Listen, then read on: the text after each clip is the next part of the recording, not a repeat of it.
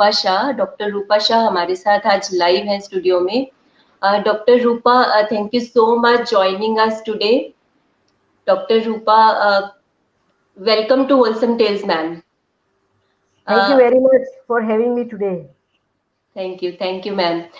Doctor Rupa Shah के बारे में मैं बताना चाहूंगी। डॉक्टर रूपा शाह एक एमबीबीएस डॉक्टर हैं। She is based eight Mumbai और इनका जो एक्सपर्टीज है, she is expertise in natural remedies, therapies और होलिस्टिक हीलिंग में विश्वास करती हैं डॉक्टर रूपा। और she is also expert in and Pioneer in Indian flower remedies. और आज जो हम चर्चा करने वाले हैं वो है कैल्शियम और वुमेन हेल्थ के ऊपर। एंड मैं एक चीज और बताना चाहूंगी, डॉक्टर रूपा ने एक बहुत ही आई ओपनिंग बुक्स लिखी हुई हैं that are the best selling books. She is author of best selling books dairy alternatives and what about my calcium. Yes, that's the topic of our live show today, calcium. और doctor Rupa Shah is founder of circle of health और last 35 years से ये अपने patients को बहुत सारे lifestyle disease जैसे कि डायबिटीज, थायराइड, हाई बीपी और इस तरह की कई लाइफस्टाइल डिजीज को रिवर्स करने में सक्सेसफुली इन्होंने हेल्प किया है पेशेंट्स को। तो आपको याद होगा लास्ट टाइम डॉक्टर रूपा हमारे साथ लाइव आई थी तो इन्होंने बहुत बड़ा एक इवेंट अक्टूबर नवंबर में global vegan business expo launch किया था और बहुत अच्छे से ऑर्गेनाइज किया था। That was one of the greatest event, एक तरह का यूनिक इवेंट था जो भारत में पहली बार हुआ था। डॉक्टर रूपा, आज हमारे साथ कई लाइव पार्टिसिपेंट्स हो सकते हैं जुड़े, नहीं तो हम यूट्यूब पे लाइव जा रहे हैं तो हम लाइव क्वेश्चंस भी लेंगे मैम की प्रेजेंटेशन के बाद। और जितने भी मैं अपने व्यूअर्स को बताना चाहूंगी, जो भी आपके क्वेश्चंस हैं इस टॉपिक को रिलेटेड वो आप कमेंट बॉक्स में डाल सकते हैं। Will try to cover as much as questions from doctor Rupa. जितने आज हो सके हम सारे क्वेश्चंस लेने की कोशिश करेंगे। मैं अभी ज्यादा टाइम नहीं लूंगी यहाँ पे। अब हम जानेंगे कि कैल्शियम और वुमेन हेल्थ का कैसे रिलेशन है, बिकॉज आजकल जब भी कैल्शियम की बात आती है तो वुमेन हेल्थ की बात जरूर आती है। और वुमेन हेल्थ की जब हम सोचते हैं तो आता है कि यार कैल्शियम चाहिए।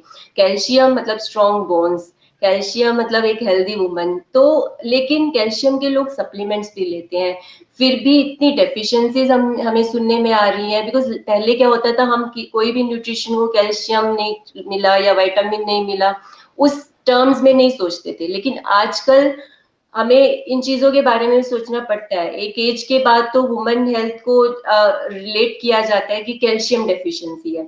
तो आज हम ये सारी चीजों के बारे में संपूर्ण जानकारी लेंगे मैम से कि किस तरह ये दोनों चीजें रिलेटेड हैं, कैल्शियम और वुमेन हेल्थ क्यों डेफिशिएंसीज हैं, किस तरह हम इस चीज से निजात पा सकते हैं और क्या प्रॉब्लम्स हैं जो इस चीज से आती हैं और कैसे हम सक्सेसफुली एक हेल्दी लाइफस्टाइल मेंटेन कर सकते हैं। Ma'am, over to you now. तो thank you very much Sujata. Wholesome tales बहुत अच्छा काम कर रही है और मैं आपके सारे एपिसोड्स पे ध्यान रखती हूँ कौन से टॉपिक चल रहे हैं, कौन से डॉक्टर्स को आप बुला रहे हैं। और रियली जो टेस्टिमोनियल्स भी आते हैं मैं टेलीग्राम में भी पढ़ती हूँ। तो ये काम बहुत ही बढ़िया हो रहा है और मुझे बहुत खुशी होती है कि आज मैं खुद भी यहाँ आ गई हूँ आप लोगों से बात करने के लिए। तो जी मैम, कैल्शियम का थैंक यू। जो टॉपिक है वो बहुत ही ज़्यादा मतलब डिस्कशन होता है। कभी पार्टी में चले जाते हैं तो मैंने देखा है कि 2 ही टॉपिक चलते हैं। एक तो तेरा वज़न कितना है, आजकल कौन-सा डाइट कर रही है और दूसरा टॉपिक होता है तो तेरे जॉइंट पेन्स वगैरह के लिए कौन-सी कैल्शियम की गोली ले रही है। जी तो ये टॉपिक काफ़ी इन है और पॉपुलर है और इसमें बहुत सारे मिसकंसेप्शंस हैं। कैल्शियम जी कहाँ से मिलेगा और कैल्शियम की गोली लेने के बाद भी कोई ठीक नहीं होता है, फ़ायदा नहीं होता है, कैल्शियम बढ़ता नहीं है। तो ये बहुत ही सूटेबल टॉपिक है आज का। तो ये मैंने अपना पीपीटी यहाँ शेयर किया हुआ है, अगर आप उसे यहाँ जी शेयर कर सकते हैं तो मुझे बताइए, नहीं तो फिर मैं जी आपको रिक्वेस्ट करूँगी। जी जी मैम। हाँ, अ, जी मैम की प्लीज पीपीटी शेयर कर दी जाए प्लीज।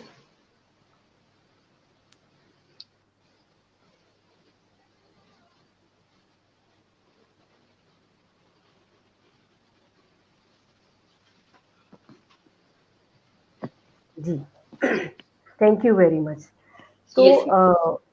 तो मैं कहीं न कहीं हमेशा हेल्थ के बारे में टॉक देती रहती हूँ, तो तभी सबसे पहले क्वेश्चन पूछा जाता है कि कैल्शियम के लिए क्या है आपके पास, कैल्शियम के लिए क्या करना है। मैं 2 ग्लास दूध पीती हूँ, मैं कैल्शियम की गोली भी खा रही हूँ और फिर भी मेरा कैल्शियम नहीं बढ़ रहा है। फिर भी मुझे दर्द चालू है, मेरा आर्थराइटिस चालू है, डॉक्टर ने मुझे नी रिप्लेसमेंट्स बताया है और मुझे बैक के की प्रॉब्लम है। तो ये सभी क्वेश्चंस बहुत ही कॉमन आ जाते हैं और इसमें सब कुछ करने के बाद, डॉक्टर की एडवाइस लेने के बाद, कभी-कभी ब्रांड नेम चेंज करने के बाद भी कैल्शियम बढ़ता नहीं है। तो मैं हूँ डॉक्टर रूपा शाह और मैं एक्चुअली एक एलोपैथी की डॉक्टर हूँ और मैं लेकिन पिछले 35 सालों से एक नेचुरल लाइफ़स्टाइल कैसे जिया जाए और सभी हमारी हेल्थ को कैसे ठीक किया जाए, इसी के बारे में सबको अवेयर करती हूँ।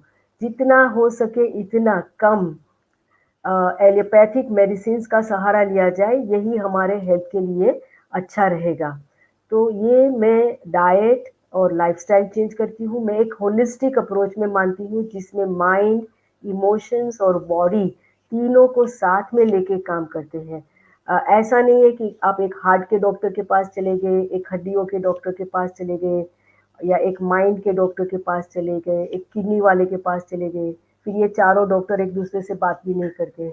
इस तरह का जो अप्रोच है, इसे हम फ्रेगमेंटेड अप्रोच कहते हैं। और होलिस्टिक अप्रोच में माइंड, इमोशंस और बॉडी सभी को एक साथ में लिंक किया जाता है, एक ही साथ में ठीक किया जाता है। और अगर आपको कोई डिजीज़ है, कोई ऐसी कंडीशन है, अगर आप उसमें से बाहर निकलना चाहते हैं, तो ये होलिस्टिक लाइफ़स्टाइल अपनाना बहुत ज़रूरी है, जिसमें हर तरह की एडवाइस लेनी चाहिए एक ही डॉक्टर के पास, जो आपकी मेडिसिन्स को भी कम करवाएगा और आपकी लाइफ़स्टाइल के ऊपर आपको गाइड करेगा। इसमें इमोशनल हेल्थ भी आ जाती है, फॉरगिवनेस वगैरह भी हम सिखाते हैं, इमोशनल बैलेंस कैसे करना बहुत ज़रूरी है और फ्लावर रेमेडीज़ जो है, हमारे भारतीय फूलों की कुछ नेचुरल रेमेडीज़ बनाई है, जो माइंड और इमोशंस के ऊपर बहुत अच्छा सपोर्ट देती है। तो ये सभी चीज़ों को साथ में लेके एक ऐसा तरीका अपनाना है, जिससे हम हमेशा के लिए हमारे डिज़ीज़ रिवर्स कर लें और साथ में ऐसे हेल्दी रहे कि हमें कभी भी कोई ऐसी एलोपैथिक मेडिसिन्स पर डिपेंडेंसी ना आए। जिसे मैं बताती हूँ कि हम क्या फार्मास्यूटिकल डिपेंडेंट सोसाइटी बनना चाहते हैं या इंडिपेंडेंट बनना चाहते हैं।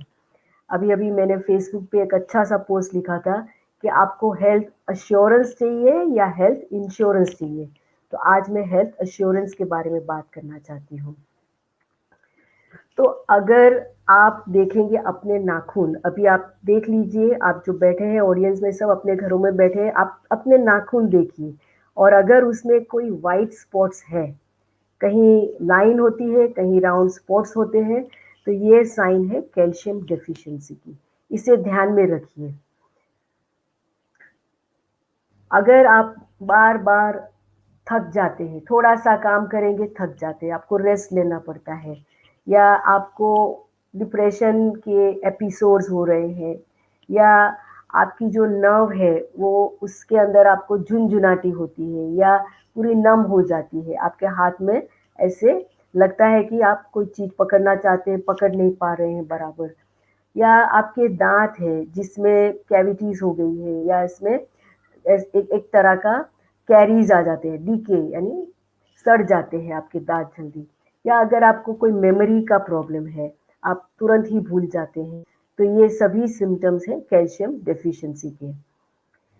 दूसरे भी अगर आपको कहीं बैक एक है, आपकी हड्डियाँ बहुत ही कमज़ोर है, आप बार-बार बीमार हो रहे हैं या आपको नींद की डिस्टर्बेंस आ रही है। जैसे अभी एक पेशेंट ने मुझे फ़ोन करके बताया कि सुबह 5 बजे तक वो नहीं सो पा रही है और मैंने तुरंत ही सोचा कि शायद इसने कैल्शियम का ध्यान नहीं रख रही है। तो स्लीप पैटर्न अगर आपकी चेंज हो रही है, तो ये भी कैल्शियम डेफिशिएंसी का एक सिम्पटम है। फिर आपके जोड़ों में कहीं दर्द हो रहा है, बैक पेन हो रहे हैं, तो इसे बहुत मतलब अटेंशन दीजिए, बहुत चांसेस है कि कैल्शियम का ही प्रॉब्लम हो सकता है। भूख नहीं लग रही है, थोड़ा-सा खाते हैं और फिर डाइजेस्ट नहीं कर पाते, खाना देखते हैं और मन नहीं होता है और आपके अगर दांत के कलर चेंज हो रहे हैं, जैसे पीले हो जाते हैं, तो ये भी कैल्शियम की कमी की वजह से है। अगर छोटे बच्चे हैं घर में, बहुत ही छोटे, जैसे 1 डेढ़ साल के हैं और वो मिट्टी खा रहे हैं, या आपके वॉल के जो पेंट है, कवरिंग्स, उसे खा रहे हैं, या चॉक खा रहे हैं, बार बार चीजें मुंह में डालते हैं और खाने की कोशिश करते हैं, मिट्टी खा लेते हैं, तो इसे पाइका बोलते हैं। और ये भी छोटे बच्चे में उनके अभी हड्डियों का विकास बहुत स्पीड से हो रहा है, तभी इनको कैल्शियम ज़्यादा चाहिए। तो जब ये सफिशिएंट नहीं मिलता है, तो ये ऐसे करने लगते हैं। ऑस्टियोपोरोसिस की बीमारी तो अभी मतलब बहुत ज़्यादा देखने को मिलती है, बहुत ही ज़्यादा। मैं सोचती थी कि मेरी दादी माँ ने तो कोई कैल्शियम की गोली भी नहीं ली और उसको इतना कोई तकलीफ भी नहीं हुआ, और वो गई तो भी जैसे ओल्ड एज हो गई थी इसलिए गई। तो वो काफ़ी स्वस्थ थी और उनको कोई ऑस्टियोपोरोसिस की बीमारी नहीं थी। लेकिन अब हम ये बीमारी बहुत ज़्यादा देख रहे हैं, इतना कि ये वर्ड भी जो है ऑस्टियोपोरोसिस बोलने में थोड़ा टेढ़ा-मेढ़ा है, फिर भी यही भी हम बोलना सीख गए हैं कि मुझे ऑस्टियोपोरोसिस की बीमारी है। इसका मतलब यही है कि आपकी जो हड्डी है वो बहुत ही कमज़ोर हो चुकी है। तो अगर आपको बार-बार फ्रैक्चर्स हो रहे हैं, ख़ास करके जो हिप जॉइंट का फ्रैक्चर है, वो बहुत ही ईज़िली हो जाता है। जस्ट घर में गिर गए और फ्रैक्चर हो गया, मतलब छोटा-सा स्ट्रेस हुआ, ऐसा भी नहीं कि कोई बड़ा एक्सीडेंट हो गया और हो गया, ये तुरंत हो जाता है। आप कहीं ऐसे ही टेबल पर से गिर गए और आपके जो वर्टिब्रे हैं वो कंप्रेस्ड हो गए, या अगर आपको पता नहीं कभी गिरे, ध्यान नहीं दिया, बाद में कभी एक्स-रे लिया तो वहाँ दिखे कि ऑलरेडी द कंप्रेशन फ्रैक्चर हो चुका था पास्ट में। तो ये सभी साइन है जब आपकी हड्डियाँ काफ़ी कमज़ोर हो जाती हैं। हमारा जो शरीर है वो बहुत ही जैसे बोलते हैं ना, एक्टिविटी फैक्ट्री जैसा है। हर टाइम ये नए सेल बनाता रहता है। जूने सेल चले जाते हैं, नए टिश्यूज़ बनते हैं और ये काम लगातार चौबीसों घंटा चालू रहता है। लेकिन जैसे-जैसे एज बढ़ती है, कैल्शियम की डेफ़िशिएंसी बढ़ती है, तो नया सेल बनने का काम थोड़ा स्लो हो जाता है और जूने सेल्स चले गए, नए सेल्स बनते नहीं हैं, तो आपकी हड्डियाँ अंदर से कमज़ोर हो जाती है और इसे हम ऑस्टियोपोरोसिस की बीमारी बताते हैं। और कैल्शियम और आर्थराइटिस का बहुत स्ट्रॉन्ग लिंक है।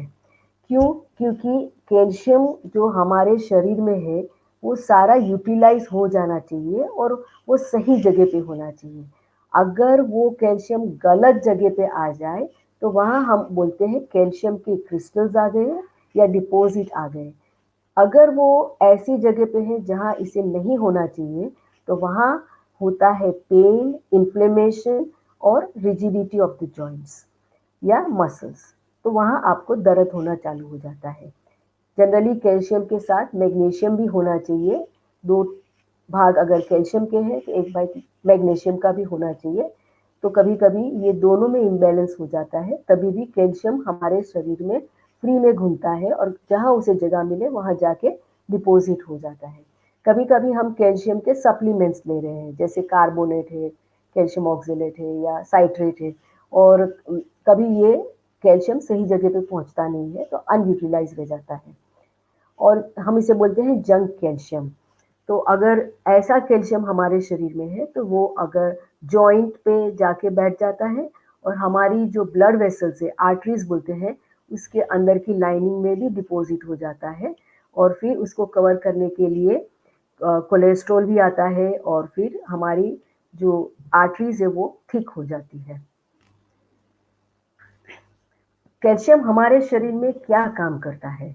आप सभी जानते हैं कि भई हमारी हड्डियाँ इससे ही मजबूत होती हैं और हमारे दाँत भी कैल्शियम के ही बने हुए हैं, ये सभी लोग जानते हैं। लेकिन क्या आपको मालूम है कि आपके जो मसल्स हैं, उसके लिए भी कैल्शियम काफ़ी ज़रूरी है। ये आपके मसल्स को उसके जो कॉन्ट्रैक्शंस है, उसको बराबर से बैलेंस में रखता है, रेगुलेट करता है। कभी-कभी आपने सुना होगा कि रात को सो जाते हैं और पैर ज़रा-सा लंबा करने गए और आपको काफ मसल में क्रैम्प आ जाता है। तो ये क्रैम्प भी कैल्शियम की डेफिशिएंसी के कारण आता है। अ, इसके अलावा कैल्शियम हमारे बॉडी में हमारे जो हार्ट बीट्स है, उसको भी कंट्रोल में करता है। पूरा हार्ट का जो मसल है, वो कॉन्ट्रैक्ट होता है रिदमिक फैशन में और हार्ट बीट को कैल्शियम की ज़रूरत है। और सबसे ज़्यादा है हमारे ब्लड, हमारा जो खून है वो क्लॉट होता है, तो उसके कितना क्लॉट होना चाहिए ये भी हमारे शरीर में कैल्शियम तय करता है। तो कैल्शियम की डेफिशिएंसी क्यों होती है, क्यों आजकल हम इतना ज़्यादा कैल्शियम कैल्शियम सुन रहे हैं? तो सबसे पहले हमारी जो आजकल आहार की शैली है वो बहुत ही बिगड़ चुकी है। तो डाइट की जो हैबिट्स है इसी के कारण कैल्शियम हमें सही मात्रा में मिलता नहीं है। मिलता है तो एब्जॉर्ब नहीं होता है, एब्जॉर्ब होता है तो वो एसिमिलेट नहीं होता है, सही जगह पे जाता नहीं है और कभी-कभी उसे एलिमिनेट भी होना है, वो एलिमिनेट भी नहीं होता है। तो ये सारी कैल्शियम की जो मेटाबॉलिज़्म है वो डिस्टर्ब हो चुकी है। और अभी आप देखते हैं लॉकडाउन में बहुत सारे लोग, खास करके मैंने देखा कि हमारे जो सीनियर सिटीज़न हैं वो सब घर में बैठे थे। उनको कभी एवरीडे रोज़ शाम को चलने का, बाहर खुली हवा में जाने का चांस भी नहीं मिला। कितने महीने तक मैंने कैसे बहुत सारे ऐसे लोगों को देखे जो घर के दरवाजे के बाहर भी नहीं निकले। घर में अंदर भी एक्सरसाइज़ नहीं किए, जस्ट सोफ़े पे बैठे, सेल फ़ोन लेके बैठे, एक्सरसाइज़ नहीं किया। तो अगर आप एक्सरसाइज़ नहीं करते हैं, जो आपको करनी चाहिए till the end, till the last day of your life, as long as you can move, you should move your body. कुछ न कुछ एक्सरसाइज़ ज़रूर करनी चाहिए।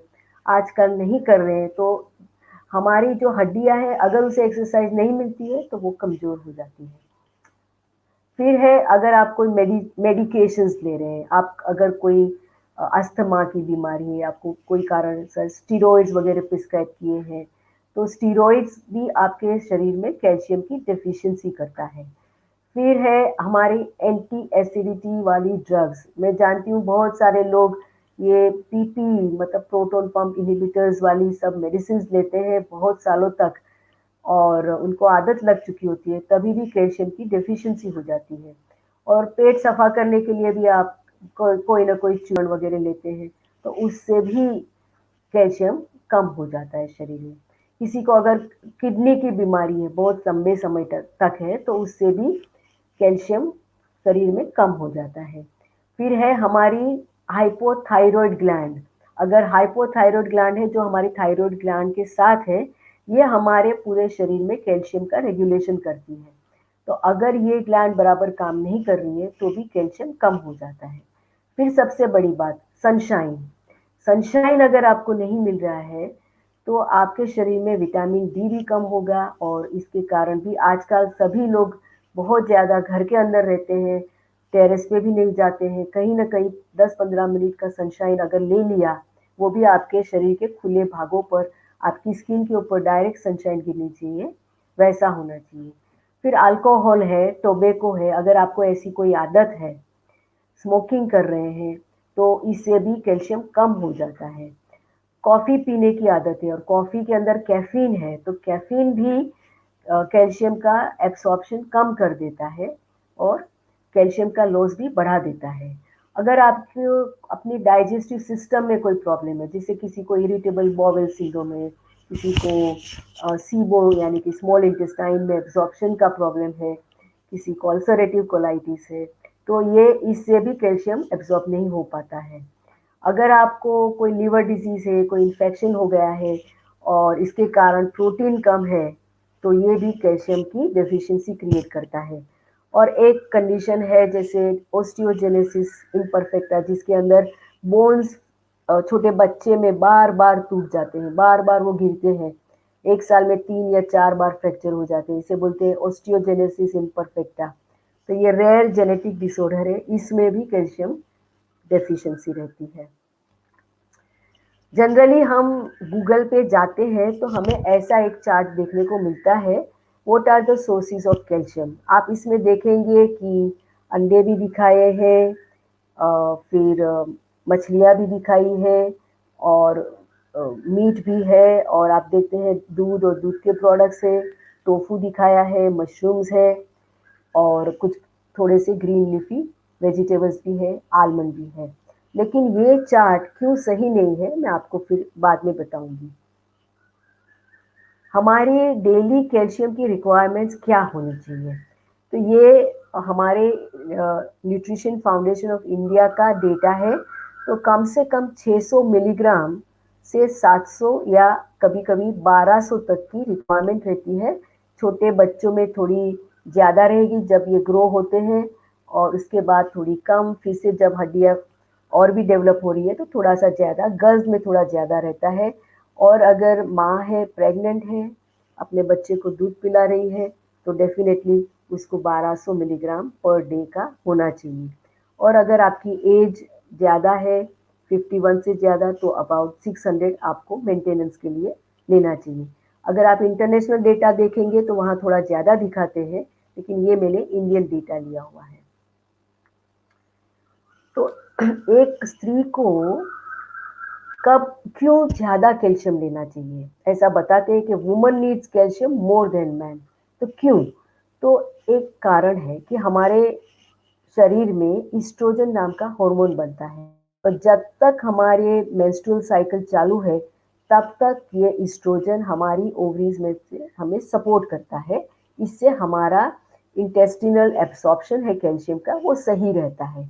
लेकिन जब पीरियड बंद हो जाते हैं, मेनोपॉज आ जाता है, तो उस टाइम कैल्शियम कम हो जाता है, क्योंकि ईस्ट्रोजन अब कम बन रहा है, बहुत ही कम बन रहा है, तो कैल्शियम का एब्सॉर्प्शन अफेक्टेड हो जाता है। तो मेनोपॉज के बाद हमें कैल्शियम की और भी केयर लेनी पड़ेगी। विटामिन डी बहुत ही जरूरी हार्मोन है। एक्चुअली इसे विटामिन डी कहते हैं, लेकिन एक्चुअली ये एक हार्मोन है, और ये हमें सनशाइन में से मिलता है। और अगर आप सनशाइन नहीं ले रहे हैं तो आपका कैल्शियम कम हो सकता है। विटामिन डी के सिम्टम्स भी है कुछ डेफिशिएंसी के, आप देख सकते हैं, जैसे जोड़ों में पेन है, आपके डाइजेस्टिव ट्रैक में प्रॉब्लम हो सकता है, आपके मसल्स में ट्विचेस होते हैं, थकान बहुत लगती है, और बार बार पसीना आता है। तो ये सारी साइन है विटामिन डी के डेफिशिएंसी की। और आजकल में तो जितने पेशेंट में टेस्ट कराती हूँ, सबसे पहले ब्लड टेस्ट, तो विटामिन डी डेफिशिएंसी 90% लोगों को दिखने में मिली है। 90% हमारा पॉपुलेशन विटामिन डी डेफिशिएंट हो गया है। कैल्शियम के एब्सॉर्प्शन के लिए और भी कुछ मिनरल्स लगते हैं, मैं उसके नाम अभी ले रही हूँ। फॉस्फोरस, मैग्नीशियम, पोटेशियम और जिंक। तो ये 4 भी ध्यान में रखना जरूरी है कि ये खाली कैल्शियम अकेला नहीं, इसके साथ ये मिनरल्स भी होने चाहिए। अगर आपको जानना है कि आपका कैल्शियम कम है बॉडी में, आपके बोन्स में, तो ये एक टेस्ट करते हैं जिसे बोलते हैं बोन डेंसिटी टेस्ट। और अगर आप 65 की उम्र के हैं या उससे ज़्यादा है एज ए वुमन, तो आपको ज़रूर कराना चाहिए। मैन में अगर 70 हो गए तो उसके बाद, अगर आपको कोई फ्रैक्चर हो गया है, 50 साल की उम्र है, तो आपको ज़रूर एक बार बोन डेंसिटी टेस्ट कराना चाहिए। अगर आपको बहुत सारे जॉइंट पेन्स हो रहे हैं, बैक पेन हो रहा है, तो भी आप बोन डेंसिटी टेस्ट ज़रूर करवा लीजिए। इसे 2 साल में एक बार रिपीट करना चाहिए। और जो ब्लड में से टेस्ट होता है उसका नाम है सीरम कैल्शियम टेस्ट। ये साल में एक बार कराना ठीक है। ज़्यादातर ये सीरम कैल्शियम है वो मोस्टली सही रहता है, क्योंकि क्या होता है कि ब्लड का कैल्शियम लेवल मेंटेन करना बहुत ज़्यादा ज़रूरी है। तो हमारी बॉडी क्या करती है कि दूसरे सभी पार्ट्स में जहाँ जहाँ कैल्शियम मिलता है, जब चाहिए वो वहाँ से उठा लेती है और अपना कैल्शियम लेवल मेंटेन कर लेती है। तो ये सीरम कैल्शियम एक सही टेस्ट नहीं होता है, क्योंकि वो काफ़ी मेंटेन हुआ होता है।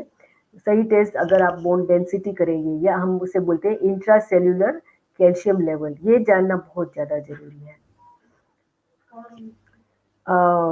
डाइट गाइडलाइंस, आप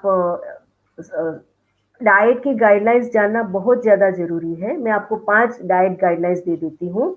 नंबर 1 है अवॉइड एसिडिक फूड्स। तो आप अपने रोज बरोज के जीवन में चेक कीजिए, इंटरनेट से ये चार्ट बहुत जल्दी मिल जाएगा कि एसिडिक फूड्स कौन से हैं और अल्कलाइन फूड्स कौन कौन से हैं। एसिडिक फूड्स आपको नहीं खाने के हैं। और आप उसे एलिमिनेट करना बहुत ज़रूरी है। दूसरा है जंक फूड। आप अपने जंक फूड का इंटेक बराबर से चेक कर लीजिए।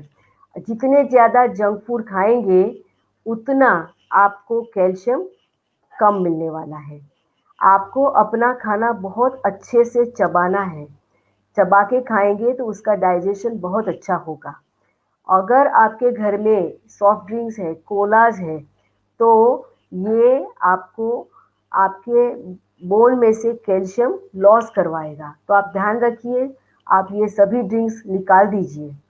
और बहुत ज़रूरी है कि आपको कैल्शियम रिच नेचुरल वनस्पतिजन्य आहार वाले खाना खाना है। मैं आपको उसकी गाइडलाइंस बाद में देने वाली हूँ, लेकिन ये 5 पॉइंट आप बिल्कुल नोट करके रखिए। इसको बहुत करना ज़रूरी है। आप ये 5 पॉइंट का एक स्क्रीनशॉट ले लीजिए चाहिए तो, और रखिए, ये गाइडलाइंस बन के रहेगा। अभी मैं आपको कोई भी पार्टी वगैरह हर जगह जाती हूँ तो वहाँ बोलते हैं कि मेरे डॉक्टर ने बोला है कि मुझे 2 ग्लास दूध पीने हैं क्योंकि मेरा कैल्शियम कम हो गया है, मेरी हड्डियाँ कमज़ोर हो गई है। लेकिन 2 ग्लास दूध पीने के बाद भी कैल्शियम बढ़ता नहीं है, तो क्या प्रॉब्लम है इसमें? तो ये मैं आज आपके साथ एक मिथ है जिसे क्लियर कराना चाहती हूँ। तो ऐसा नहीं है कि खाली दूध में कैल्शियम है। हमारे दिमाग में बैठ जाता है कि भाई दूध पिएंगे तो ही कैल्शियम मिलेगा। कभी भी मैं पूछूं क्वेश्चन दूध में क्या मिलता है तो सभी जगह बोलेंगे कैल्शियम। अगर आप टेक्स्ट बुक में देखेंगे तो वहां भी ऐसा लिखा रहेगा कि कैल्शियम। तो मैं हमेशा उल्टा बताती हूँ कि अगर आपको कैल्शियम बढ़ाना है शरीर में तो आपको दूध और दूध के सारे प्रोडक्ट्स छोड़ने पड़ेंगे, क्योंकि मेरे पास ऐसा डेटा है, ऐसी स्टडीज़ है जहाँ बताते हैं कि एक्चुअली दूध पीने से हमें कैल्शियम मिलता नहीं है, हमारे शरीर में से कैल्शियम कम हो जाता है। तो यहाँ मेरे पास कुछ पॉइंट्स लिखे हुए हैं, मैं आपको खास बताना चाहती हूँ कि दूध में क्या प्रॉब्लम है और क्यों हमें दूध और दूध के पदार्थ छोड़ने चाहिए। तो दूध के अंदर है केसिन। तो केसिन है ये कार्सिनोजेनिक है। इससे कैंसर, ब्रेस्ट कैंसर और प्रोस्टेट कैंसर के साथ लिंक किया गया है। दूध के अंदर है ग्रोथ हार्मोन्स, जो हमारे स्किन के जो पोर्स है उसको क्लोज करता है, इसीलिए होते हैं पिंपल्स, एक्जिमा और सोरियासिस। बहुत सारे क्रॉनिक डिजीजेस जैसे अभी मैंने बताया था, ओस्टियोपोरोसिस, हार्ट डिजीज, डायबिटीज, इस सभी के साथ डेयरी प्रोडक्ट्स की लिंक है। फिर जो दूध के अंदर कैल्शियम है वो हमारे शरीर में एब्जॉर्ब भी नहीं होता है बराबर। और जो वनस्पति जन्य आहार यानी कि नेचुरल सोर्सेस में से जो आता है प्लांट बेस्ड, वो कैल्शियम सही से एब्जॉर्ब हो जाता है। दूध के अंदर जो लैक्टोज है उसे डाइजेस्ट करने के लिए हमारे पास लैक्टेज करके जो एंजाइम है वो भी नहीं है, इसीलिए हम उसे हजम नहीं कर पाते, इसीलिए गैस हो जाता है और हम ब्लोटेड फीलिंग हो जाती है और बीमार हो जाते हैं। तो बहुत सारे लोग लैक्टोज इंटॉलरेंट है। और ये जो दूध बनाया है वो गाय या भैंस ने अपने बच्चे के लिए बनाया है और हमारे लिए नहीं। हमारे लिए हमारी माँ का दूध है, वो हम लेते हैं जब तक हमें चाहिए तब तक।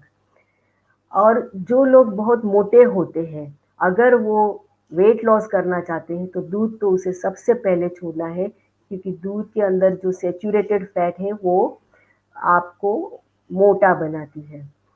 फिर ये जो सैचुरेटेड फैट है और कोलेस्ट्रॉल है, ये हार्ट डिजीज की रिस्क बढ़ाता है। इसके बाद नेक्स्ट, अगर आपको ये दूध छोड़ना है तो आपके पास बहुत सारे ऑल्टरनेटिव है, जैसे नारियल का दूध है, बादाम का दूध है, बहुत सारे दही वगैरह बना सकते हैं। इसके बारे में मैं ज़रूर आपको बताऊंगी। और दूध में से जो चीज़ बनता है वो तो एक नशा यानी कि एडिक्शन वाला आइटम है। आपको ये आपके ब्रेन है इसके अंदर ओपियोड इफेक्ट यानी कि एक नशे जैसी इफेक्ट दे देता है, तो ये आपको एडिक्ट बना देता है। एक मेरे पास ये चार्ट है, इसमें बताया है कि डेयरी मिल्क में कितना कैल्शियम है और बाकी सब है जो वनस्पति जन्य दूध है, ये सभी में आप देखेंगे तो कैल्शियम करीब-करीब एक सरी का है। तो ऐसा ज़रूरी नहीं है कि खाली दूध में कैल्शियम है, यानी कि प्राणी जन्य दूध में, वनस्पति जन्य दूध में भी काफ़ी कैल्शियम है। और सबसे इम्पोर्टेंट चीज़ ये जो मैंने एक सादा सा फोटोग्राफ यहाँ दिया है, इसको बोलते हैं केल। केल या कोई भी बहुत सारे ग्रीन लीफी वेजिटेबल्स है, जैसे मूली के पत्ते हैं, इस सभी में कैल्शियम बहुत ज़्यादा है और वो भी दूध से भी ज़्यादा कैल्शियम इसमें होता है और ये होता है बायो अवेलेबल, यानी कि आपकी बॉडी इसे एब्ज़ॉर्ब कर लेती है। तो कौन-कौन से जो सीड्स हैं जिसमें कैल्शियम बहुत अच्छा है, तो यहाँ मैंने 3 फ़ोटोग्राफ्स दिए हैं। ये है सफ़ेद तल और काले तिल यानी कि सेसमे सीड्स, यहाँ राजगीरा सीड्स है, ऐमारैंथ और फ्लैक्स सीड्स यानी कि अलसी, इसमें कैल्शियम बहुत ही अच्छा है। इसके बाद हमारे पास है रागी यानी कि नाचनी, इसे फिंगर मिलेट भी कहते हैं और ओट्स।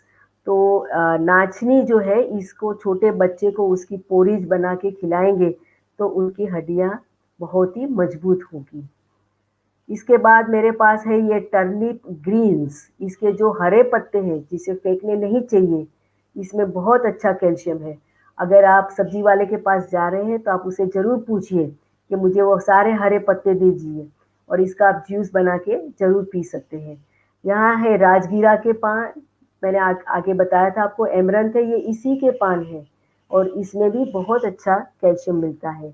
और बीट ग्रीन्स, बीट के ग्रीन्स की बात कर रही हूँ, जो हम काफ़ी इज़िली फेंक देते हैं और नीचे वाला खाली जो बीट रूट है उसे हम स्टीम कर लेते हैं। ये बीट के ग्रीन्स है, इसका जब जूस बनाते हैं तो ये रेड कलर का हो जाता है। इसमें भी कैल्शियम बहुत अच्छा है।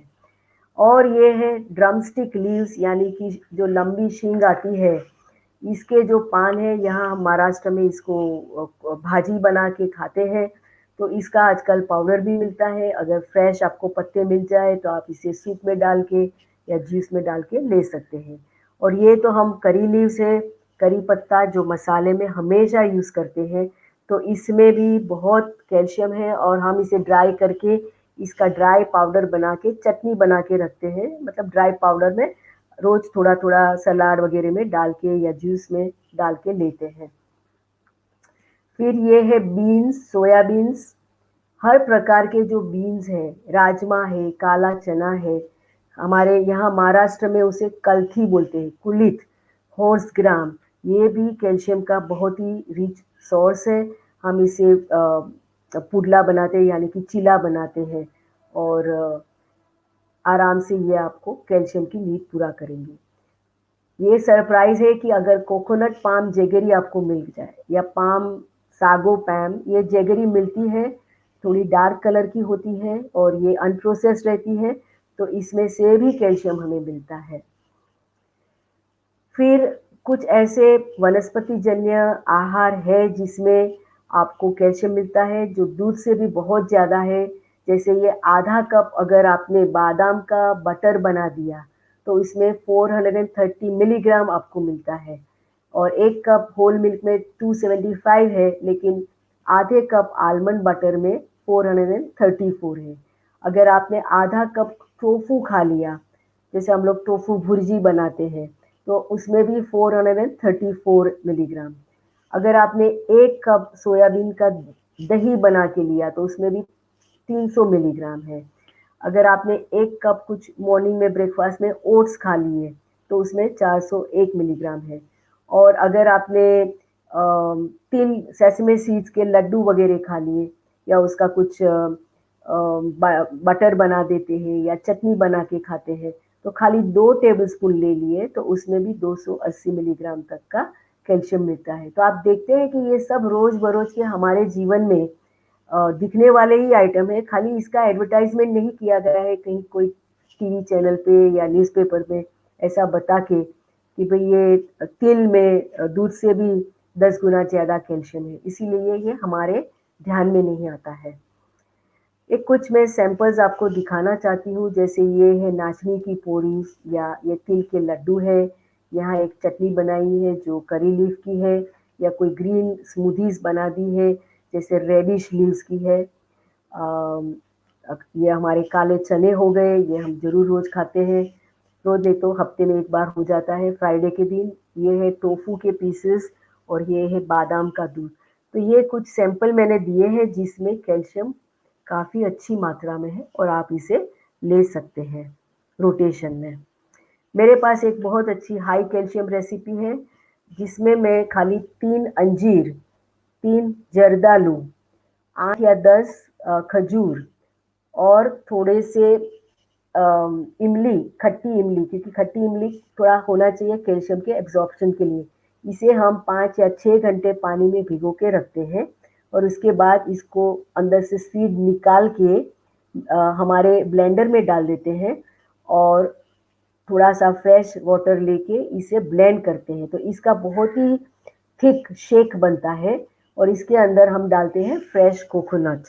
बस इतनी ही चीज़ डालने की और एक 2 ग्लास थिक शेक जैसा ड्रिंक बनता है।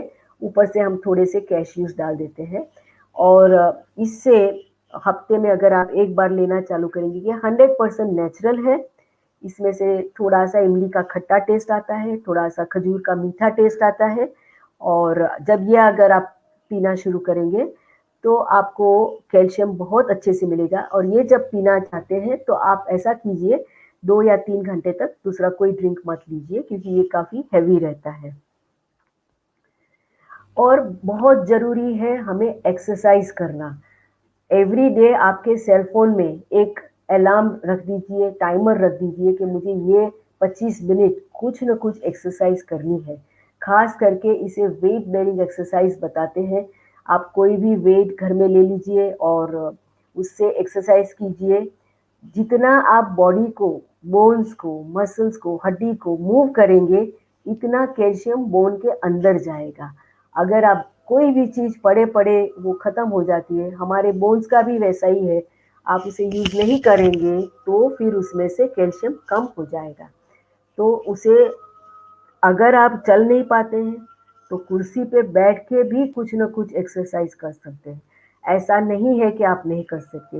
ये लॉकडाउन के टाइम में मैंने बहुत सारे ऐसे एग्जाम्पल देखे कि लोग अपने घर में भी चलने लगते थे, अपने टेरेस पे जाके चलते थे, लेकिन कुछ न कुछ एक्सरसाइज जरूर करते थे। जिस दिन हमने मूवमेंट बंद की उस दिन समझो हम हमारे डेथ को इनवाइट कर रहे हैं। तो कोई भी एक्सरसाइज करनी है, जरूर करनी है। वेट बेरिंग एक्सरसाइज खास करके करनी है। कौन सा सप्लीमेंट लेना है, ये मुझे सभी लोग पूछते रहते हैं और सभी के जो मेडिसिन की कैबिनेट रहती है उसमें कोई ना कोई कैल्शियम सप्लीमेंट्स जरूर रहते हैं। कभी कभी आप मल्टीविटामिन्स भी ले रहे हैं, कोई सप्लीमेंट्स भी ले रहे हैं, आपको पता नहीं, आप शायद डबल ट्रिपल डोज ले रहे हैं, तो आपको समझ में नहीं आता है। और कभी ब्रांड चेंज हो जाती है, कभी कैल्शियम लेने से कॉन्स्टिपेशन भी हो जाता है, कभी कभी वाइट कलर के स्टूल्स आते हैं, आपको समझ में नहीं आता है ये क्या हो रहा है। तो एक सबसे इम्पोर्टेंट बात बता दूं कि ये जो कैल्शियम है, ऐसी इस तरह से गोली या टैबलेट के रूप में हमने कभी कैल्शियम देखा ही नहीं था। हमने कैल्शियम को ऐसा अलग से जाना ही नहीं। कैल्शियम तो जो नेचुरल वनस्पति जन्य आहार के अंदर होता है, जो आराम से एब्जॉर्ब हो जाता है, जिसकी हमें चिंता नहीं करनी पड़ती, वो कैल्शियम है। ऑर्गेनिक कैल्शियम जो इनऑर्गेनिक होता है वो हमारी बॉडी उसे पहचान नहीं पाता है, उसे पता नहीं है इसका कैसे मेटाबोलाइज करना, इसको कहाँ बॉडी में जाके यूटिलाइज करो, बोन में भेजूँ, टीथ में भेजूँ, समझ में नहीं आता है। तो जितना हो सके मैं यही बताती हूँ कि कैल्शियम के सप्लीमेंट्स अगर आप ले रहे हैं तो आप रीथिंक कीजिए, क्योंकि ये तरीका मुझे अभी तक सही नहीं लगा है कैल्शियम सप्लीमेंट का। आप जानते हैं कि मेरे बोन्स वीक हो गए, मैं कैल्शियम की गोली खा लूँगी सब कुछ ठीक हो जाएगा, तो ऐसा नहीं होता है। यही एक्स्ट्रा कैल्शियम कभी किडनी में जाके स्टोन हो जाता है, कभी आपके जॉइंट्स में जाके बैठ जाता है, कभी आपकी ब्लड वेसल्स के अंदर की लाइनिंग पे चिपक जाता है और ये एक्स्ट्रा कैल्शियम बॉडी को ज़्यादा नुकसान कर सकता है। तो अनयूटिलाइज्ड कैल्शियम का बड़ा प्रॉब्लम है, इसको लाइटली नहीं लेना है। मैंने कुछ किताबें लिखी हैं, जैसे यहाँ आप देख सकते हैं डेयरी ऑल्टरनेटिव। अगर प्राणी जन्य दूध नहीं पीना है, जैसे मैंने आपको पहले बताया कि ये एक्चुअली कैल्शियम का लॉस कर रहा है, कैल्शियम का गेन नहीं कराने देता है, तो दूध और दूध के पदार्थ छोड़ के अगर हमें वनस्पति जन्य दूध और उसका दही या उसकी चीज़ बनानी है, उसका बटर बनाना है, उसकी छाछ बनानी है, तो कैसे बनाएं, इसके लिए मैंने ये डेयरी ऑल्टरनेटिव बुक लिखी है जो 3 लैंग्वेज में अवेलेबल है। और दूसरी खास मैंने ये बुक लिखी क्योंकि जब भी मैं सभी को बता देती हूँ कि दूध और दूध के पदार्थ सारे छोड़ देने चाहिए, तो मुझे तुरंत 2 मिनट में आके पूछते हैं कि व्हाट अबाउट माय कैल्शियम, पहला ही क्वेश्चन ये आ जाता है। तो तब मेरे दिमाग में आ गया कि ये कैल्शियम वाला मामला मुझे हैंडल करना ही पड़ेगा। तो इसलिए ये जो बुक मैंने लिखी है व्हाट अबाउट माय कैल्शियम, इस बुक के अंदर मैंने कुछ ऐसे अच्छे रेसिपीज भी दिए हैं, साथ में एक बहुत बड़ा कैल्शियम का चार्ट दिया है। ये सारा वनस्पति जन्य आहार में कहाँ कहाँ से हमें कैल्शियम मिलता है। और ये यहाँ आप देख रहे हैं तिल के लड्डू दिखाए हैं, जो जनरली जनवरी के मंथ में हम ज़्यादा सीड्स खाते हैं विंटर में, क्योंकि ये महीना है जब हमें ऑयली सीड्स ज़्यादा पसंद है क्योंकि ठंडी लगती है और ऑयल की ज़रूरत है। तो तब ऐसे लड्डू वगैरह बनाने की और खाने की हमारे कल्चर में भी एक ट्रेडिशन है। तो हम लोग ये हमारी जो कल्चरल ट्रेडिशन है उसको फिर से रिवाइव करें। पहले के ज़माने में हमारे दादा दादी और परदादी सब लोग कैसे इतने फिट रहते थे, कैसे क्या क्या खाते थे, सीजन के हिसाब से खाते थे, कोई फैंसी गोलियां भी नहीं देते थे और हमेशा काम करते रहते थे। तो इसीलिए ये इनके हड्डियां बहुत मजबूत रहती थी। ये मेरी वेबसाइट है, आप ज़्यादा जानकारी चाहिए तो ले सकते हैं drrupasha.com। इसमें अगर आप जाएंगे और व्हाट अबाउट माय कैल्शियम, तो आपको ये बुक के बारे में और जानकारी मिलेगी। और दूसरी भी मेरी वेबसाइट है जहाँ फ्लावर रेमेडीज़ के बारे में या आपको वनस्पति जन्य आहार वाली जीवन शैली के बारे में और जानकारी चाहिए या कुछ रेसिपीज़ चाहिए, तो हमने किचन डॉक्टर भी बनाई है। और कंपैशन मैगजीन भी एक पब्लिश किया है जिसमें बहुत सारे रिसोर्सेज भी हैं। तो मैं अभी मेरा पीपीटी शेयर करना बंद करती हूँ और जी आपके सामने हाजिर हूँ। सुजाता जी। जी मैम, मैम बहुत ही इंसाइटफुल प्रेजेंटेशन थी एंड आपने सही कहा, व्हाट अबाउट माय कैल्शियम, इस प्रश्न का उत्तर आई थिंक कईयों को चाहिए था, वो आज मिल गया सबको। बहुत ही डिटेल में आपने समझाया, कई चीजें नई थी वो भी पता चली। बहुत ही डिटेल में हम ऊपर ऊपर से चीजें जान लेते हैं, लेकिन डिटेल में जानना बहुत जरूरी है अपनी हेल्थ को मेंटेन करने के लिए। मैम हमारे पास कुछ लाइव पार्टिसिपेंट्स भी जुड़े हुए हैं, मैं चाहूंगी कि वो डायरेक्टली आके क्वेश्चन पूछे। सबसे पहले शिखा जी हैं। शिखा जी, आप सुन पा रहे हैं मेरी आवाज को, तो आप अपना प्रश्न पूछ सकती हैं। हाँ जी, आप मेरी आवाज आ रही मैम? जी जी जी शिखा बिल्कुल। जी बोलिए। हाँ, नमस्कार डॉक्टर साहब, आपने बहुत अच्छा लेक्चर दिया, बहुत सारे क्वेश्चंस के आंसर तो मिल गए। मेरी प्रॉब्लम है कि मेरी बहुत अर्ली स्टेज में टोटल हिस्टेक्टमी हुई, तो कैल्शियम के साथ साथ एस्ट्रोजन का भी प्रॉब्लम अगर आप सॉल्व कर सकें, एस्ट्रोजन हम कैसे ले सकते हैं नेचुरल फूड से? मेरे हिसाब से आपको एस्ट्रोजन की ज़रूरत नहीं है, आपको कैल्शियम रिच फूड की ज़रूरत है।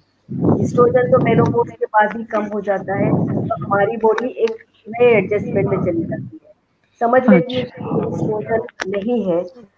लेकिन ये तो कैल्शियम की बात हो गई।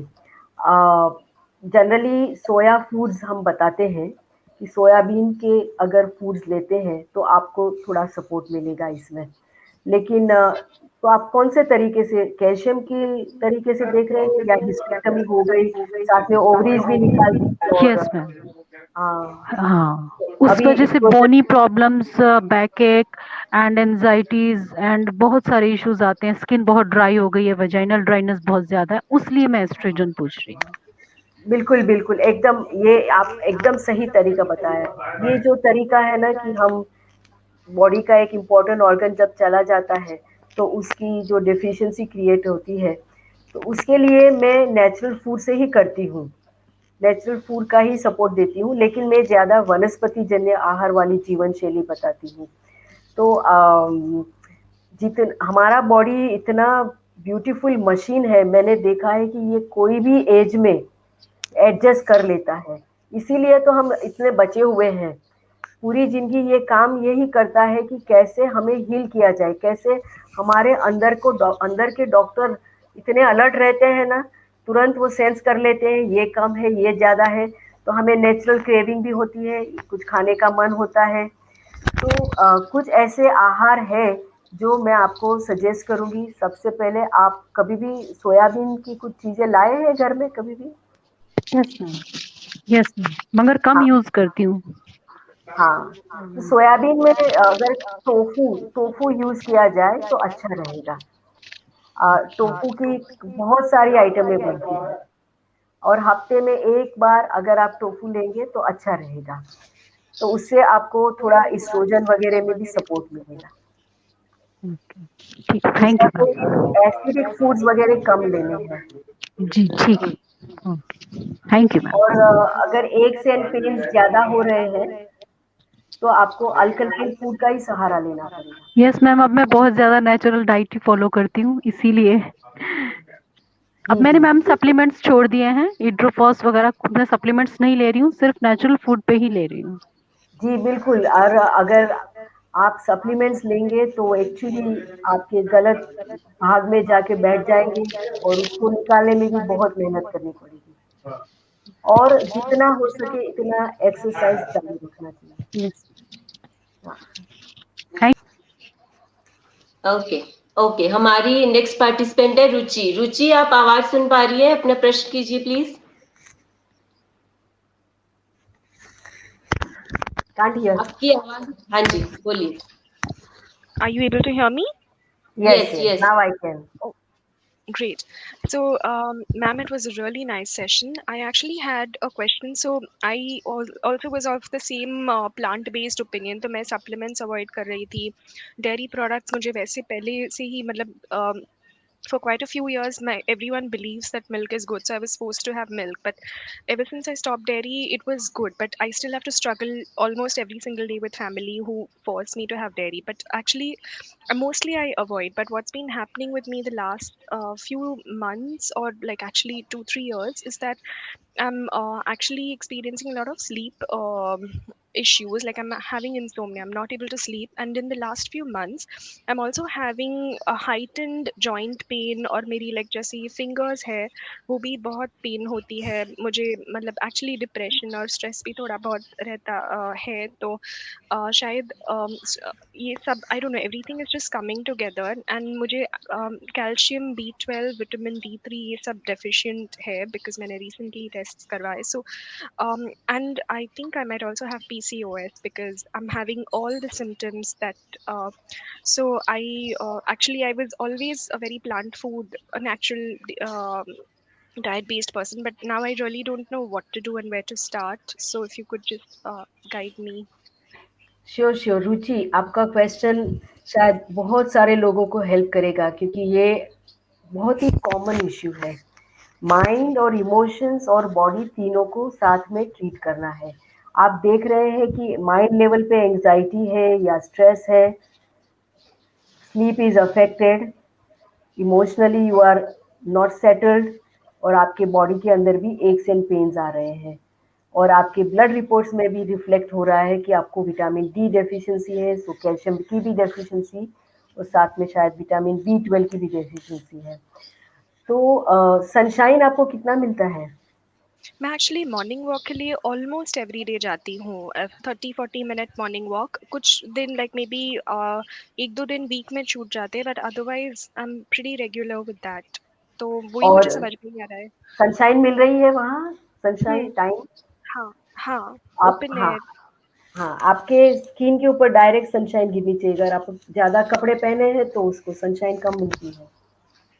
तो sunshine is extremely important okay. For vitamin D, also for the mind. हम लोग सूर्यवंशी लोग हैं, हम लोग सूर्य के साथ उठते हैं, सूर्य के साथ सो जाते हैं। तो सूर्य के साथ हमारी जिंदगी जुड़ी होनी चाहिए। हमारी जो स्लीप साइकिल है उसको भी सूर्य के साथ जोड़ा जाता है। तो अगर रात को नींद नहीं आ रही है तो उसका कारण ये हो सकता है कि विटामिन डी का बैलेंस नहीं हो रहा है अभी भी।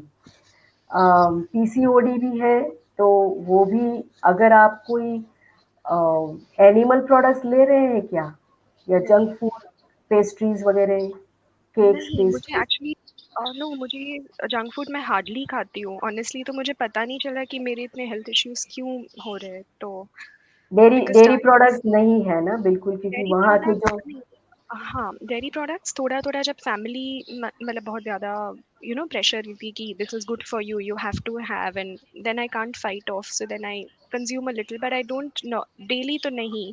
और मतलब एक वीक में एक आध ज़्यादातर दही या छाछ, बट दूध तो मैं बिल्कुल ही नहीं पीती। हाँ, तो सो जो पीसीओडी के पेशेंट होते हैं उनको मैं कम से कम 3 मंथ्स के लिए कंप्लीट 100% डेयरी प्रोडक्ट्स बंद कराती हूँ। अगर 3 महीने में अच्छा रीसेटिंग हो गया तो उनके माइंड में पूरा बराबर बैठ जाता है कि डेयरी और पीसीओडी लिंक है। उसके बाद हमें हमारा इन्फॉर्म चॉइस लेना है, कितना लेना है हार्मोन, कितना नहीं लेना है, क्योंकि डेयरी प्रोडक्ट्स में जो एनिमल को हार्मोन दिया जाता है वो इसे हमारे शरीर के अंदर आता है, साइकिल को डिस्टर्ब कर देता है। दूसरा, हम्म, आपकी माइंड और इमोशंस के लिए अगर आप ऑल्सो साथ में हफ्ते में 1 या 2 बार योगा प्रैक्टिस करें और मेडिटेशन करें, और कुछ मैं हमेशा बताती हूँ जर्नल राइटिंग करना ज़रूरी है। मैं खुद इतनी बड़ी हो गई, मैं 60 ईयर्स की हूँ, मैं अपनी हेल्थ डायरी मेंटेन करती हूँ। हेल्थ डायरी में मेरे हेल्थ के टारगेट्स रहते हैं। मैंने अगर कोई रेमेडी ली या मुझे कुछ चीज़ हुई तो मैं सारा लिख के रखती हूँ, और मैं 3-3 महीने से एक रिकैप करती हूँ, और मुझे इतना मतलब आनंद होता है कि मेरी सफरिंग कम होती जा रही है, हर साल मुझे दिखता है वहाँ। तो जैसे एज बढ़ती है मैं और भी हेल्दी हो रही हूँ, तो ये मुझे हाँ, बहुत अच्छा लगता है। मैं इतनी हेल्दी नहीं थी जब मैं 20 की थी, जब मैं 25 की थी, जब मैं 30 की थी, मुझे बराबर याद है। हर साल अप टू 47 तो मुझे काफ़ी हेल्थ इश्यूज थे। धीरे धीरे मैंने जैसे इसे हाथ में लिया और सोचा as a medical doctor I must be the first example, तब जाके मैंने एक टारगेट बनाया कि जब मैं 95 की होंगी तभी भी मेरा ब्रेन एकदम शार्प रहेगा, मैं फिजिकली एकदम एक्टिव रहेगी, ये मेरा टारगेट है। तो अभी से मैं इन्वेस्टमेंट कर रही हूँ अपने हेल्थ पे। तो now I am 60 and I still do not have to take any of the medications that my colleagues take, और any of the diseases that they have I don't have. तो इस तरह से I live by the example. अगर मैं नहीं कर पाई, अगर मैं सप्लीमेंट्स लेने वाली हूँ, मैं कैल्शियम लेने वाली हूँ, मैं हॉर्मोन्स लेने वाली हूँ, तो मैं वही प्रिस्क्राइब करूँगी। लेकिन मैं ऐसा रास्ता बताती हूँ जहाँ हमारा शरीर ही हमें गाइड करता है और बताता है कितना लेना है, कब लेना है। सबसे अच्छा मैंने ये देखा कि ये जो वनस्पति जन्य यानी प्लांट बेस्ड आहार वाली जो जीवन शैली है, उसमें ना ये हमें बताता है कब स्टॉप करना। जैसे मैं आपको पीनट्स दे दूंगी, आपको बोलेंगी 1 कप खा लो, आप बोलेंगे नहीं मैम आधा कप ही खा सकूंगी, क्योंकि आपके अंदर से आवाज आएगा बस इससे ज्यादा मत खा। तो ये इसीलिए मुझे बहुत पसंद है ये प्लांट बेस्ड डाइट वाली लाइफस्टाइल। ये आपके अंदर से ही बताएगा कब खाना, कितना खाना। जैसे अंजीर आ गए, हमारी एक फ्रेंड है कैलिफोर्निया में जिसके गार्डन में अंजीर का एक झाड़ था और बहुत सारे अंजीर हमने इकट्ठा किए। फिर मैंने उसको देख के बोल दिया ओह ऐसा लगता है ये सभी को मैं खा जाऊं। तो हंसने लगी, तो सभी को कैसे खाएगी? मैंने सभी को तो नहीं खाऊंगी, क्योंकि ये अंजीर ही मुझे बता देगा कि कब बस हो गया। तो ये मुझे अच्छा लगता है, ये जो सटाइटी सेंटर है, ये इंफॉर्मेशन सिस्टम है हमारे बॉडी में, ये एक्टिवेट हो जाती है। ये सब जंक फूड में नहीं होता है, ये सप्लीमेंट्स में नहीं होता है, ये पैकेज फूड में नहीं होता है, ये कुक फूड में भी नहीं होता है, ये होता है रॉ और लिविंग एनर्जी वाले फूड में। और इसके अंदर जो कैल्शियम है वो जीवंत होता है। ये बात तो मैंने बताई नहीं अपने टॉक में कि ये जीवंत कैल्शियम है। ये जीवंत कैल्शियम जब हम लेते हैं तो इसको पता है कि कौन से बॉडी के कौन से भाग में जाना है और कितना जाना है, कितना एब्जॉर्ब करना है।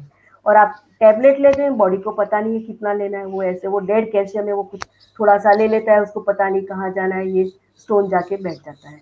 तो this is what I teach and this is what I inspire. Do let me know how we can, take it further. But Yes. make a journal, write all your symptoms. जी जी जी अंजीर वाली remedy में, अंजीर वाला जो drink है, high calcium drink, अच्छा बता दूं, जी मैं हाई कैल्शियम ड्रिंक में 3 सूखे अंजीर होते हैं, जी 3 होते हैं जर्दालू, एप्रिकोट, इसको आप ओके अलग अलग से भिगो के रखिए, उसमें 10 खजूर अलग से भिगोए, इसके साथ थोड़ा सा इमली, जैसे कितना 1 टेबल स्पून इमली, इसको भी अलग से भिगो के रखिए। 7-8 घंटे के बाद इसके अंदर के जो सीड्स है वो निकाल दीजिए, फाइबर्स वगैरह होंगे इमली के अंदर, वो सारे निकाल दीजिए, और फिर इसको ब्लेंडर में डाल के थोड़ा सा पानी डाल के, हाँ, आप उसे ब्लेंड कर लीजिए, 2 ग्लास जैसा थिक फ्रूट शेक बोलते हैं, वो बन जाएगा। इसके अंदर थोड़ा सा फिर कोकोनट डालते हैं, 1 टेबल स्पून जैसा, और डेकोरेशन वगैरह करना है तो थोड़े कैश्यू ऊपर से डाल देते हैं। और 1 ग्लास अगर आपने पिया तो 3 घंटे तक आपको भूख भी नहीं लगेगी। कभी सुबह उठ के ब्रेकफास्ट में ले लिया, शाम को आपको जिम में जाना है उसके पहले ले लिया, it is just superb. And इसमें सॉल्ट हल्का सा डाल दिया तो थोड़ा सा टेस्ट आ जाता है।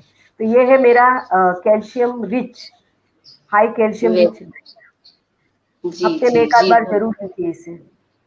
जी जी, हमारे साथ मैम एक और पार्टिसिपेंट जुड़ी है, स्मिता। स्मिता, आप सुन पा रही हैं हमें?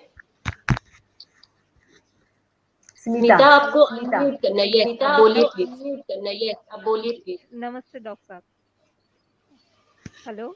यस यस, नमस्ते स्मिता जी, बोलिए बोलिए। डॉक्टर साहब, मेरा नाम स्मिता है, मैं 30 साल की हूँ अभी, और मुझे ओवरलैप सिंड्रोम है जिसमें ऑटो इम्यून डिसऑर्डर, स्क्लेरोडर्मा और ILD, SLE और कैल्सिनोसिस है।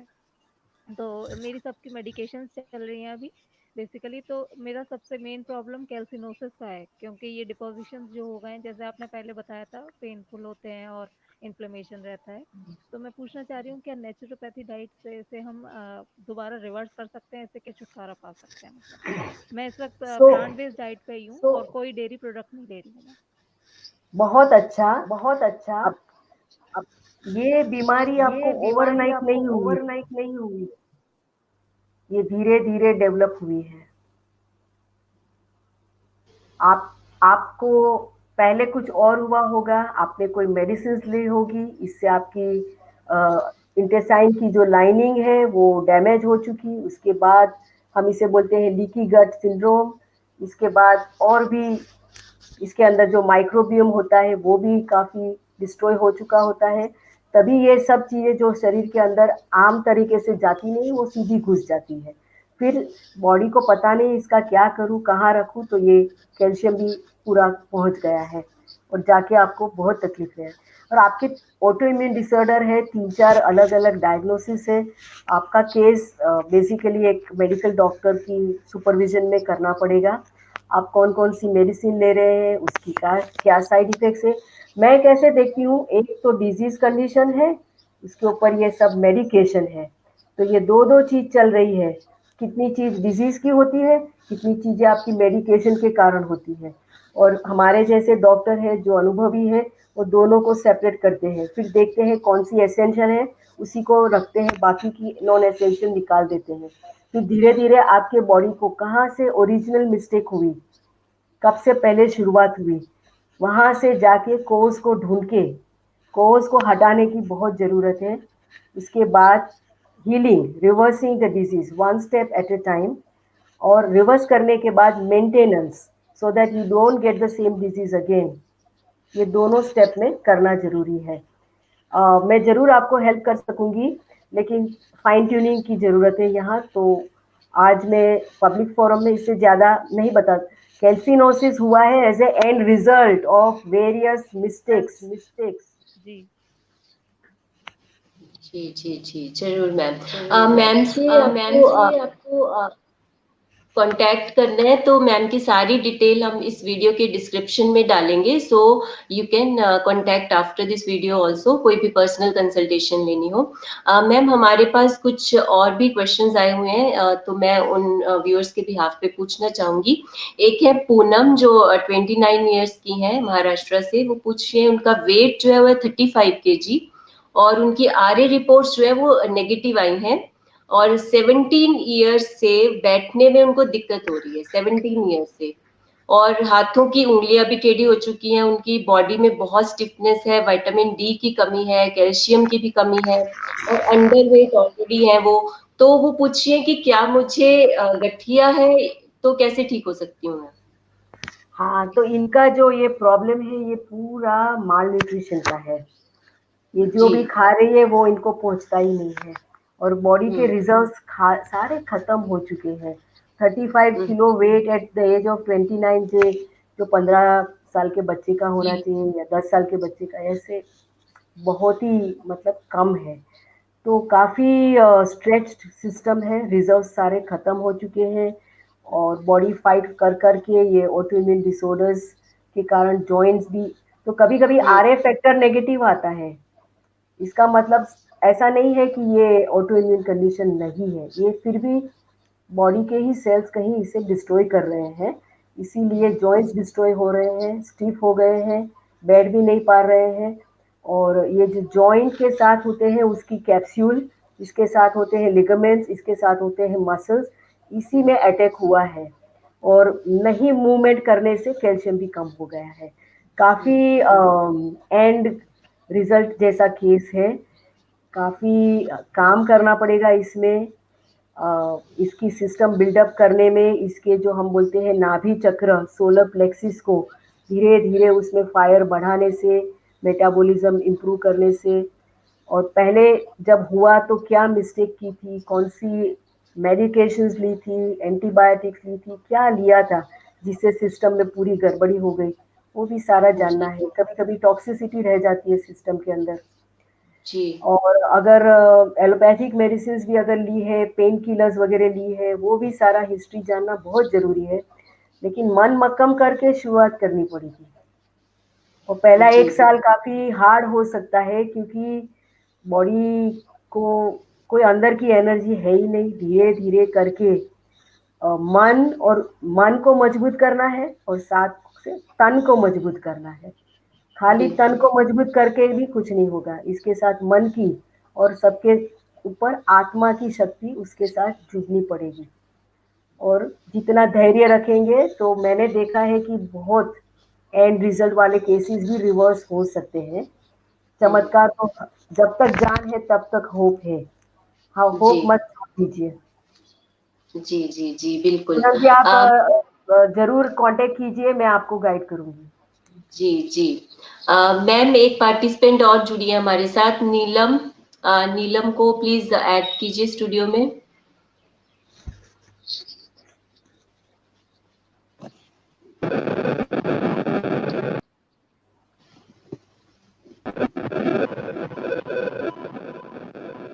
नीलम, आप बोलिए अपना प्रश्न। Hello ma'am, good evening. हाँ, गुड इवनिंग नीलम, बोलो बोलो। मैम मुझे ना मेरी एज 25 है, और मुझे 10 इयर्स से रूमेटोइड अर्थराइटिस है, एंड 2 साल से मुझे किडनी प्रॉब्लम है। मेरा क्रिएटिनिन इंक्रीज हो रहा है 2 कितना साल है से। क्रिएटिनिन कितना है अभी? 3.4 है, 3.4 है। मतलब बढ़ता नहीं है कभी, कम भी हो जाता है कभी कभी, लेकिन है ना, कभी मतलब इंक्रीज नहीं हुआ, यहीं पर ही रहता है हमेशा। और RA फैक्टर पॉजिटिव है मेरा। हाँ, आपने क्या क्या ट्राई किया अब तक? मैम मैंने 5 इयर्स तो एलोपैथी ट्रीटमेंट लिया था, बट मेरे कुछ फ़र्क नहीं पड़ा। फिर 5 इयर्स से मेरा आयुर्वेदिक भी चल रहा है, बट मुझे कुछ इम्प्रूवमेंट नहीं है। मुझे हो गया था, लेकिन मतलब 2 साल से तो मैं बिल्कुल बेड पर ही हूँ, बिल्कुल चल फिर नहीं पाती। मतलब मेरे तो लग रहा है कुछ दवाइयाँ भी असर नहीं कर रही मुझे। अभी मैं मतलब प्लांट बेस्ड डाइट फॉलो कर रही हूँ लास्ट 1-2 मंथ से, बट मुझे उससे भी इम्प्रूवमेंट नहीं दिख रहा बिल्कुल भी। तो मैं हाँ, क्या तो करूँ फिर आगे? नीलम, आपका जो केस है ना, ये क्रोनिक केस है। ये अभी 10 साल हो चुके हैं। 10 साल हो चुके हैं, तो 1 या 2 महीने में इतना ज़्यादा इम्प्रूवमेंट तुरंत नहीं भी आ सकता है। क्रिएटिनिन भी थोड़ा समय लगेगा, लेकिन प्लांट बेस्ड डाइट आपके लिए अच्छा रास्ता है, आप जरूर लीजिए। आप शांति से विश्वास रख के उसे कीजिए। दूध और दूध की सारी चीज़ें छोड़ दीजिए। रूमेटोड आर्थराइटिस में इसका बहुत ही बुरा प्रभाव है, ऑटो इम्यून डिसऑर्डर है। उसको छोड़ने के बाद आप कुछ एक दिन भी आप देखेंगे, एक टुकड़ा पनीर का खा लिया, आपको 1 महीने तक दर्द रहेगा, इतना इसका प्रभाव रहता है। तो 100% छोड़ देना है। इसका जो डाइट प्लान हम बनाएंगे उसमें नर्चरिंग होना चाहिए, आप उसे डाइजेस्ट कर पाने चाहिए। ऐसा भी नहीं है कि 2-2 घंटे से खाते रहो, ऐसा भी कोई प्लान नहीं है। ऐसा प्लान होना चाहिए जो आपके डाइजेस्टिव पावर के साथ मैच होता हो, और मन में एक ऐसा दृढ़ विश्वास रखना है कि मुझे इसमें से बाहर निकलना है, मुझे ठीक होना है, मैं ठीक हो सकती हूँ। अभी भी आप यंग हैं, आप खाली 25 के हैं, आपके पास पूरी जिंदगी पड़ी है, आपको हताश नहीं होना है। मैंने कुछ केसेस बहुत अच्छे सुने हैं जिन्होंने अपने रूमेटॉइड आर्थराइटिस कंप्लीटली क्लियर किए हैं। आपके जैसे ही बेड में पड़े थे वैसे लोग, और मेहनत करके धीरे धीरे धीरे करके इसमें से बाहर निकल गए। तो जो भी गाइडेंस की ज़रूरत है मैं ज़रूर दूंगी, क्या सूट होता है क्या नहीं सूट होता है। एलोपैथिक तो खाली पेन किलर्स देते हैं, वो डिजीज के मूल तक जाते नहीं है, और बताते हैं आपको कि आपको जीवन भर इसके साथ जीना पड़ेगा। और कभी फ्लेयर अप होता है तो बहुत दर्द होता है, पेन किलर्स ले लो, कभी शांत होता है तो कुछ नहीं, अप एंड डाउन आते रहते हैं। और किसी के ऊपर हम डिपेंडेंट हो जाते हैं तो मन में बहुत डिप्रेशन आ जाता है, और सुसाइडल विचार आ जाते हैं, और ऐसा जीवन नहीं जीना ऐसे लगता है, और घर के सभी लोगों के ऊपर हम भार रूप हो जाते हैं। तो ये सभी को आपको फाइट करना पड़ेगा।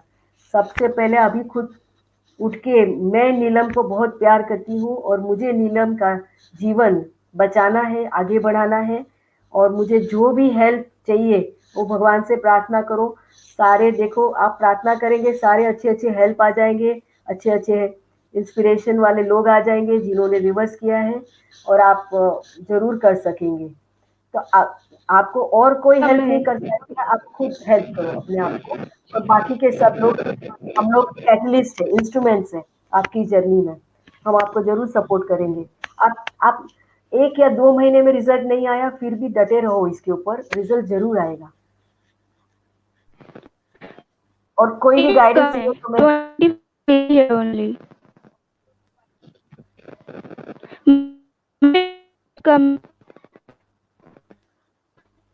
हाँ, नेटवर्क बराबर नहीं है तो मुझे सुनाई नहीं दे रहा है। मैम मेरा वेट बहुत, हाँ वेट बढ़ाना है, अभी मैंने जैसे कैल्शियम का ड्रिंक बताया ना, हाँ वेट बढ़ेगा नट्स एंड सीड्स खाने से, लेकिन उसको खाने का तरीका है, उसे कैसे खाना है उसका एक तरीका है, बताऊंगी मैं कैसे खाना है, किसे खाना है, पानी में भिगो के खाना है, धीरे धीरे उसको बढ़ाना है, सब बताऊंगी। और सबसे पहले जैसे मैंने बताया, मन से नक्की करना है। हाँ, 10 साल की जो हिस्ट्री है बहुत हेवी है, हम ऐसे जोन में है कि हमें लगता है कि कोई चीज मुझे हेल्प नहीं कर रही है ना, तो उससे आप बाहर निकल के, नहीं मैं अपने आप को हेल्प करूंगी, वहां से शुरुआत करेंगे टू बिकम वेरी ऑप्टिमिस्टिक। और कुछ अगर अच्छा कोई ग्रुप मिलेगा जहां आप एक दूसरे को इंस्पायर कर सकते हो, तो ऐसा एक ग्रुप बनाएंगे जहां लोग अपने एक दूसरे को हेल्प कर सके अपनी जर्नी में, तो बहुत अच्छा रहेगा। आप कहाँ रहते हैं? बहुत दूर रहते हैं कहीं? कहाँ रहते हैं मैम? कोटा राजस्थान। कोटा राजस्थान। कोटा राजस्थान। हाँ, तो फिर इंटरनेट के माध्यम से आप बहुत सारे लोगों के साथ जुड़ सकते हैं, कोई ऐसे ग्रुप में एंट्री ले सकते हैं जहाँ सब रूमेटोड आर्थराइटिस वाले हैं, तो सब एक दूसरे को हेल्प करेंगे, तो आपको अच्छा लगेगा, नई नई रेसिपी की जानकारी मिलेगी, और आपके प्रश्न के जवाब भी देने के लिए लोग मिलेंगे, और मैं भी आपको जरूर सपोर्ट करूँगी। आप अकेले नहीं है, आपके जैसे बहुत सारे लोग हैं। मैम मैं मिलेट्स लेती हूँ तो कंटिन्यू कर सकती हूँ? जी बिल्कुल, मिलेट एकदम हीलिंग है, आपके वजन को बढ़ाने में भी मदद करेगा आपको। मिलेट्स में बिल्कुल पेस्टिसाइड्स नहीं है और नेचुरली ग्रो होते हैं। जी मैम। और ये तो भगवान ने दिए हुए सिधान्य है, जरूर लेना चाहिए। ओके मैम, थैंक हमारी यू। बेस्ट विशेस आपके साथ है। आप जुड़े रहें। मैम के जितने भी, मैं अपने व्यूअर्स को बता दूं, डॉक्टर रूपा शाह की सारी कॉन्टैक्ट डिटेल्स और जो बुक्स हमने मेंशन की थी शुरुआत में, उनको आप कैसे ले सकते हैं, उसकी सारी डिटेल हम इसी वीडियो की डिस्क्रिप्शन में अपडेट कर देंगे, वो आप जरूर चेक करें।